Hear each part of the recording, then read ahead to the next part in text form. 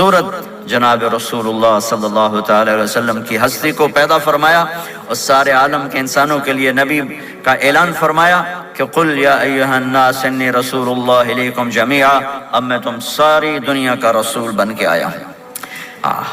آپ کا ظاہر بھی اتنا خوبصورت اور آپ کی زندگی بھی خوبصورت۔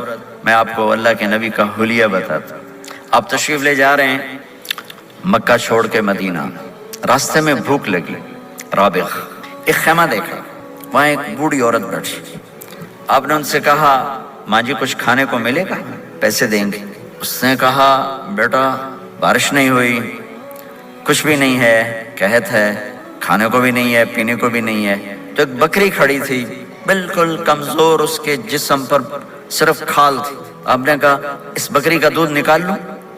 وہ کہنے لگی دیکھ تو رہے ہو اس کے جسم پر تو سوائے کھال کر ہے کچھ نہیں، کہاں سے نکالو گے؟ کہا آپ مجھے اجازت دو۔ اب چونکہ ایک عجیب سا واقعہ ہو رہا ہے کہ ایک ایسی بکری سے دودھ نکالنے کی بات ہو رہی ہے جو چل بھی نہیں سکتی، تو بڑی آپ کو ایسے غور سے دیکھنے لگی کہ یہ کون ہے، یہ کون ہے جو اس مری ہوئی بکری سے دودھ نکالنا چاہتا ہے؟ تو غور سے دیکھ رہی، تو آپ آنکھوں میں سما گئے۔ پھر اس نے اس کو بیان کیا، آپ نے اس بکری کے تھنوں کو پکڑا تو لٹک کے نیچے آ گئے، دودھ سے بھر گئے۔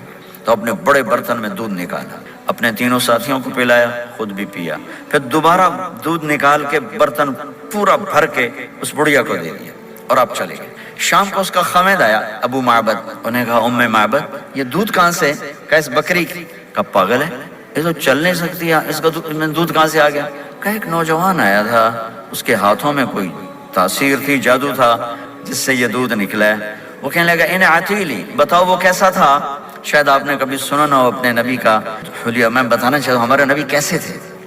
رأیت رجلا ظاہر الوضاء ابلج الوجه حسن الخلق لم تعبه ثجلة ولم تجرب به سعلة وصيم قصيم في عينيه دعج في أشفاره وطف في صوته سحل في لحيته كثافة في عنقه ستع أكحل أحور أزج أقرن إن صمت فعليه الوقار وإن تكلم فسماه وعلاه البهاء أجمله وأبهاه من بعيد وأحسنه وأحلاه من قريب كأن منطقه خرزات نذب يتحذرن فصل لا هزر ولا نزر۔